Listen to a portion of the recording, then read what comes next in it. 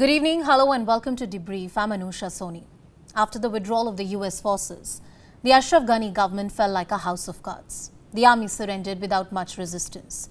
Ashraf Ghani fled the country and a humanitarian crisis unfolded in Afghanistan. When most institutions and the state machinery crawled before Taliban, the valley of Panjshir stood up. Taliban, now empowered with modern guns and artillery, and with open support of Pakistan and their agencies like ISI, they made their way in thousands to the valley of Panjshir to capture the last bastion of resistance. Right now, little is known about the ground situation in that valley. Taliban claims victory. Resistance forces argue all is not over. The resistance movement from Panjshir is the last assertion of a multicultural Afghan society, which refutes the hardline, fundamentalist position of the Taliban. The movement is also the last-ditch attempt to save the Afghan flag and its constitution. Irrespective of its outcome, this movement shall go down in history as an assertion of multicultural and progressive Afghanistan, which is under siege by Taliban. The next 30 minutes, we tell you the story of Panjshir, the valley of resistance. Let's begin with a special report by my colleague, Ritankshu.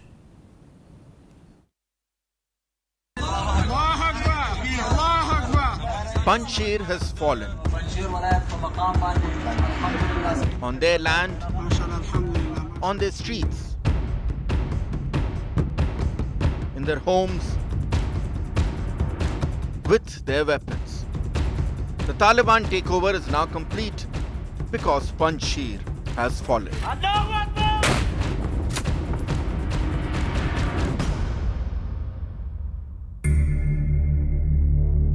Yes, indeed, the last beacon of hope, the last flag of resistance has now folded in Afghanistan. Thanks to their friends from Pakistan, the Taliban achieved in 3 weeks what they couldn't in 5 years 2 decades ago, that is, control each and every inch of Afghanistan.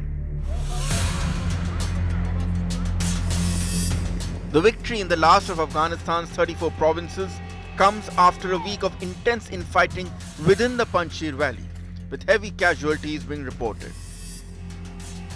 With talks having repeatedly folded, Ahmad Massoud, namesake and son of the legendary Panjshir leader, had fought for peace, backing calls by clerics in Kabul for an end to the infighting. The Taliban, however, did not relent and bludgeoned on, just as they had overrun the rest of the country last month. In less than a day, the white flag of Taliban was fluttering on top of the governor's building. Then came the victory declaration. The last nest of the enemy, Panjshir province, was completely conquered. We assure the honorable people of Panjshir that they will not face any discriminatory treatment. They are all our brothers and we will work for one country and one common goal. With recent efforts and this victory, our country is completely out of the vortex of war. But the resistance is still not throwing the towel, with this tweet insisting that the fight is not over yet and that the positions of strategic interest continue to remain within the control. But with the Taliban continuing to release video evidence of their conquest, it's now a question of when and not if. The Taliban takeover is now all but complete, and their reign of terror across Afghanistan will now be unchecked. Ritankshu for CNN News 18. Now, Panjshir was cut off from the rest of the country of Afghanistan. The scarcity of medical supplies, food was reported from the region. This humanitarian crisis unfolded as the world watched helplessly. With superpowers like in US and NATO unwilling to intervene, one country has openly harbored the Talibs. It's Pakistan. And Pakistan's role in this brutal takeover shall be a black chapter in the world history. Here's a special report.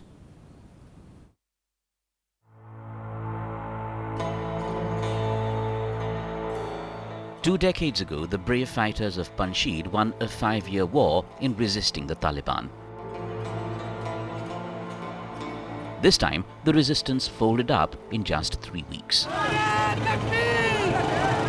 The difference, this time the Taliban had the support of one of the most militarized nations in the region, Pakistan.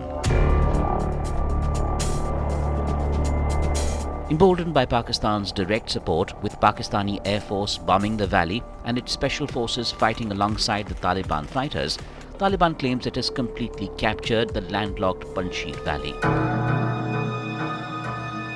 The biggest proof is the presence of this man, Faiz Hamid, the chief of Pakistan's Inter-Services Intelligence, who was spotted in Kabul on Saturday. Barely 48 hours later, the Taliban had prevailed. For weeks, Ahmad Massoud and Amrullah Saleh had both appealed for international support for the national resistance movement. But with major powers like US, Russia, China, Germany and Britain and the United Nations willing to give Taliban a chance if it mends its ways, Panjshir was always fighting a lost battle this time. While Russia and China abstained in the vote, a United Nations Security Council resolution sponsored by the US, UK and France had sent a clear message that the international community had no problem with a Taliban-led inclusive government if it upheld human rights concerns and took care of women, children and minorities. And as a result, the world failed Afghanistan for the second time in less than a month. With Santosh Chaube, Vaibhav Verma, CNN News 18. Well, joining us on the broadcast is CNN's international diplomatic editor, Nick Robertson from Islamabad. Nick, thank you for being with us on the show. Could you give us a broad sense of the present ground situation in Panjshir, especially as there are conflicting reports coming in from Taliban and the resistance forces? You know, I think the sense we have at the moment is that the Taliban have arrived in Barazak, the sort of local center of governance, and they've raised their flag there. And I think this is them symbolizing that they've achieved one of their goals, to get to this location in the Panjshir Valley. What we're hearing from the National Resistance Front is, you look, there are plenty of valleys that branch off from the Panjshir valleys, plenty of mountains there in the Hindu Kush, and they say that their fighters are still there. They say, the resistance says, that the fight still continues. Their leader, Ahmad Massoud, just released a statement, and I think it was quite an important statement, because this doesn't talk about defeat, it talks about losses in battle, it talks about how, in their view, the Taliban hasn't followed the sort of instructions, if you will, of the religious elders in Afghanistan to come to some kind of truce. So he's saying they're acting without outside the bounds of Sharia law and instruction. That's what Ahmad Massoud is saying. And the other thing that he's saying is a call to arms for resistance across the whole country. Now, how I would put all that together and interpret it is, the Taliban have taken control of some principal parts of the Panjshir Valley. The resistance is still ongoing in that area. Have the Taliban inflicted a death blow to them? No. Have they inflicted serious casualties so far? It appears that they have. Nick, how does one understand the role being played by Pakistan, especially with the presence of ISI chief in Kabul recently? Well, Pakistan's really taking a big diplomatic role here.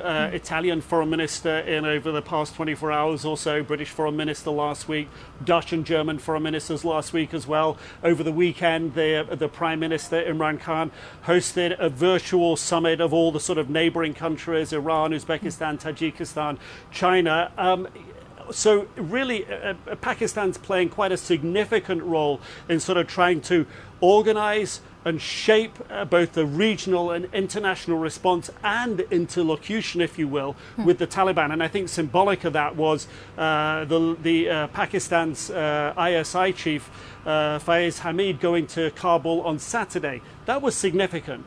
That's a significant moment when he meets with Mullah Barada, one of the Taliban's leaders. Now, we don't know what was discussed. We do understand that some of it was related to the forming of the government, and we do understand that some of it was related to trying to get out, allow road passage or flight passage for some of those foreign nationals that want to get out of Afghanistan, and also some of the Afghans, who worked for NATO countries who want to get out. So I think we're really seeing this new role of Pakistan being an important player as the Taliban emerges, an important regional and international player. I think that's beginning to emerge. But the real needs at the moment are for those for Western nations, at least, so their foreign nationals who are still in Afghanistan. All right, Nick, thank you so much for joining us on the broadcast and sharing all those details with us. Well, here's another special report. Any fight is not without its heroes. Amrullah Saleh has emerged as the face of resistance, a leader who has refused to surrender before Taliban. Here is a special report about the leaders of resistance movement.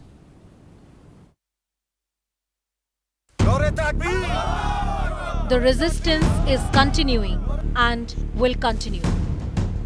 I am here with my soil, for my soil, and defending its dignity. These were the words of Amrullah Saleh as Talibs engage in a bloody gunfight with the resistance forces to capture the last bastion of defiance in Afghanistan, the Panjshir Valley. I am here. We have had several meetings regarding the situation, no doubt. The situation is difficult. We have been under invasion of the Taliban, their Al-Qaeda allies, terrorist groups from the region and beyond, as usual backed by the Pakistanis. We have held the ground. We have resisted. The resistance is not going to surrender. It's not going to bow to terrorism. As thousands of Talibs attack the Panjshir Valley, the message from the resistance fighters is, all is not over yet. After the escape of former Afghanistan President Ashraf Ghani, few anticipated the resistance offered by Amrullah Saleh. The former Afghan Vice President has become the face of pushback against the brutal Taliban regime which swept Afghanistan within a fortnight. He is indeed the last man standing against the brutal takeover by Taliban. Saleh has been able to escape the attack of Taliban. He is reported to be at an undisclosed safe location in Panjshir. A peep into his past explains lifelong opposition and resistance, not just to Taliban but also with the hardliners. From fighting the Soviets and later Talibs to become the country's spy chief, former interior minister and vice president is now the face of resistance against Taliban 2.0. 49-year-old Saleh has donned many hats in the course of his eventful life. The journey of this well-built, physically fit man has not been an easy one. He has dodged several assassination attempts at the hands of his adversaries, so much so that a popular maxim about Saleh's 9 lives had once gained traction in Afghan political circles. While speaking to CNN News 18, Saleh argued that the present situation is not a victory of the Talibs, but rather the failure of the United States of America. It wasn't the Taliban who won this war. It was the lack of political will in Washington which led this scramble to happen. The bottom line is NATO is gone, US military is gone, but the Afghan people are not gone, and the Afghan people cannot be evacuated. Kabul airport is tip of an iceberg. Amrullah Saleh is protecting the land he was born to in 1972. Hailing from the picturesque Panjshir region and born in a family with Tajik ethnicity, Saleh was orphaned at a young age. Coming from a humble, landless family, Saleh soon found himself in the midst of Mujahideen resistance in 1990s against the Soviets, led by legendary Afghan guerrilla commander and the Lion of Panjshir, Ahmad Shah Massoud. The bright young man soon caught the eyes of the leaders and rose up the ranks to become the group's liaison officer for foreign intelligence services.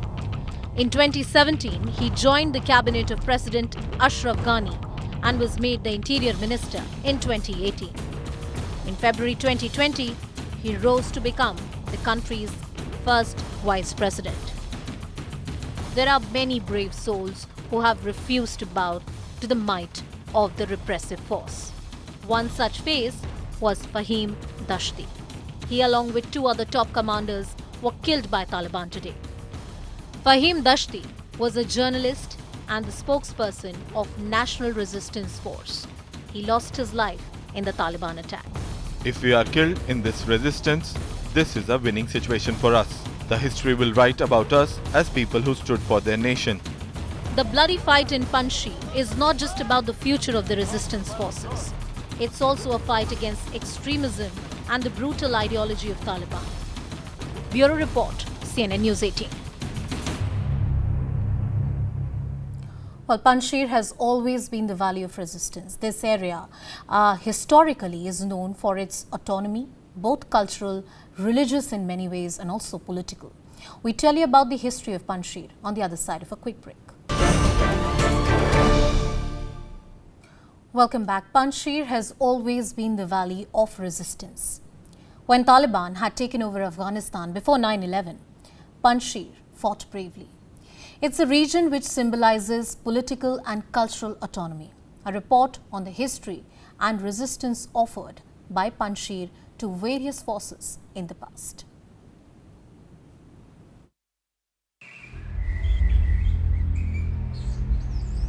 Pristine wadis and snow-capped mountains.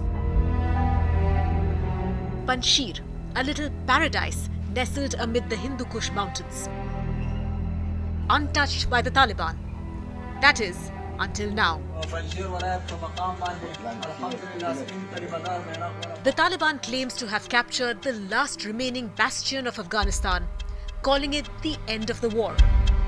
A claim the National Resistance Front has vehemently denied.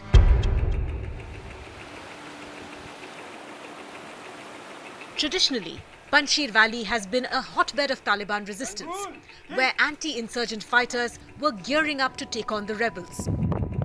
It was the last Taliban-free region of Afghanistan, which didn't fall even during the civil war of the 1990s, nor was it ever conquered by the Soviets. Panjshir's location makes it a natural fortress, giving it a geographical advantage from rampaging enemies. Its location completely closes it off from the rest of the country. Its only access point is from a narrow passage created by the Panjshir River, which can easily be defended. The valley is also famous for its emeralds, which were used in the past to finance the resistance. But every den needs a lion protecting it. And Panjshir's lion was this man, Ahmad Shah Massoud, who embodied the very spirit of its resistance. Like most contemporary leaders of the Taliban, Massoud earned his stripes as a powerful insurgent leader of the Afghan Mujahideen, successfully resisting the Soviets from taking over Panjshir Valley. But when the Taliban swept to power in 1996, leaving a trail of brutality and bloodshed in their wake, Massoud refused to bow down to their fundamentalist interpretation of Islam, vowing to defend his homeland till his last breath. Massoud became the military and political leader of the United Islamic Front for the Salvation of Afghanistan, or the Northern Alliance. He controlled just 5% of Afghan soil in 2000, but his footprint was far greater than that. In 2001, he visited Europe and urged the European Parliament leaders to support his fight against the brutal Taliban regime. He has seen the truth the world was blind to, that the source of Taliban's power was Pakistan. His enemies had had enough, and in 2001, the Taliban enlisted the support of the Al-Qaeda to silence him once and for all. 2 days later, the world woke up to this. If he was alive, none of these events that happened, it would happen. If he was alive, the 9/11 wouldn't happen. American wouldn't intervene in Afghanistan. And our struggle with Taliban would come to either a peaceful end, or it would come to a victory of Afghans and victory of the resistance. 9/11 made the world wake up to what Massoud had warned against his entire life. And the subsequent invasion by Allied troops spelt an end to the Taliban regime. In death, Massoud had achieved his lifelong dream, a free and peaceful Afghanistan. Until now, 2 decades later, Afghanistan dearly misses its bravest son. Its hopes rested in the hands of his 32-year-old son, who has gamely been trying to keep the flag of resistance fluttering. With the Taliban's progress unchecked through Panjshir, Ahmad Masood Jr. is believed to have fled to safer ground, from where he sent this audio message. زندان صدیقی سرزمین را خدمت خانواده محترمشان و ملت شهید پرور افغانستان تبریک و تسلیت عرض میکنم. افغانستان در ماه‌های گذشته جنگ‌های فراوانی را شاهد بود و مردم ما در اقصانقاط مختلف مقاومت کردند و استادگی نمودند. But can Masood really pick up the pieces of the Panjshir resistance and galvanize them into a fight like his father did? The fate of Panjshir, and indeed Afghanistan itself, rests on him. With Natasha Menden, Anusha Kumar for CNN News 18. Well, Taliban is far from getting widespread public support in Afghanistan. Panjshir symbolizes resistance, but there are many more. Women rights groups, many ethnic identities, minorities, they continue to oppose the bloody takeover by Taliban. The likes of Amrullah Saleh, if they are able to find tactical allies in the region, the movement could perhaps be a crucial front in the future. With that, it's a wrap. Thank you for watching this side.